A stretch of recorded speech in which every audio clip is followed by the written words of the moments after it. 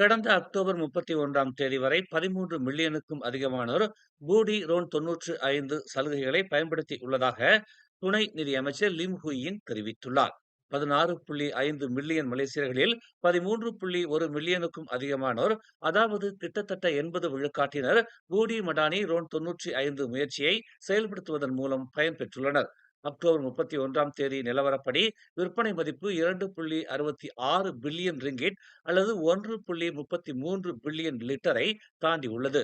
முதல் மாதத்தில் பூடி 95 செயல்படுத்தல் சீராக நடந்ததாகவும் அமைப்பு சிறப்பாக செயல்பட்டதாகவும் எந்த சிக்கலும் இல்லை என்றும் அவர் கூறினார். மேலும் செய்திகளை தெரிந்து கொள்ள தமிழ் மலர் நாளிதழை பாருங்கள்.